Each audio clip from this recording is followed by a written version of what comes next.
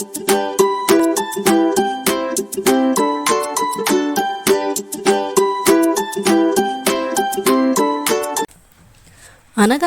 ఒక ఊరిలో దివ్య అనే అమ్మాయి ఉండేది. తను చాలా మంచి పిల్ల. తన చుట్టూ ఉన్నవారికి ఎప్పుడూ సహాయం చేస్తూ ఉండేది. ఒకరోజు ఆమె కొత్త స్కూల్లో చేరింది.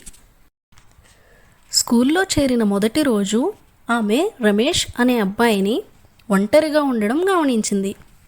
ఆ అబ్బాయిని దివ్య ఇలా అడిగింది, "ఎందుకని నువ్వు ఒంటరిగా ఉన్నావు?" రమేష్ చెప్పాడు, "నాకు ఫ్రెండ్స్ ఎవరూ లేరు. నాతో నువ్వు ఫ్రెండ్షిప్ చేస్తావా?" దానికి దివ్య చెప్పింది, ఖచ్చితంగా నీతో ఫ్రెండ్షిప్ చేస్తాను. ఈ రోజు నుంచి మనం మంచి ఫ్రెండ్స్ అని. ఆ మాటలతో అప్పటి వరకు డల్గా ఉన్న రమేష్ ఒక్కసారిగా నవ్వాడు. అప్పటి నుంచి వాళ్ళిద్దరూ మంచి స్నేహితులు అయ్యారు. అప్పటి నుంచి రమేష్ ఎప్పుడూ ఒంటరి కాలేదు.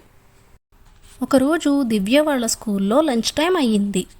అందరూ వాళ్ళ లంచ్ బాక్సెస్ ఓపెన్ చేసి తినడం మొదలుపెట్టారు.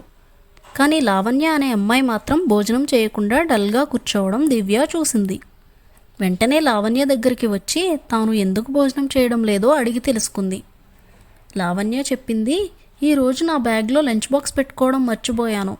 నాకు బాగా ఆకలిగా ఉంది, కానీ తినడానికి నా దగ్గర ఏమీ లేదు." ఆ మాటలకు మంచి మనసున్న దివ్య ఇలా చెప్పింది, "నేను తెచ్చిన అన్నంని ఇద్దరం కలిసి తిందాం." ఆ మాటలతో లావణ్య ముఖం నవ్వుతో నిండింది.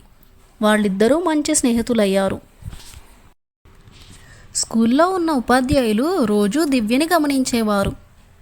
తను రోజూ తన తోటి విద్యార్థులకి సహాయపడడం చూసి వాళ్ళు దివ్యని మెచ్చుకునేవారు. ఒకరోజు స్కూల్ అసెంబ్లీ జరుగుతుంది. ఆ రోజు స్కూల్ కెప్టెన్గా ఎవరుండాలి అని నిర్ణయించాల్సిన రోజు.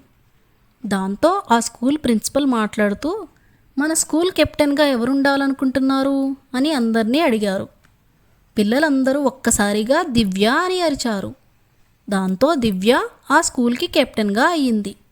ఆ సంఘటనతో దివ్య తాను ఇంకా మరింత ఎక్కువ మందికి సహాయపడాలని నిర్ణయించుకుంది. దివ్య చిన్న వయసు నుంచే చాలా పెద్ద మనసుతో ఆలోచించి అందరి ప్రేమను అలాగే గౌరవాన్ని పొందింది.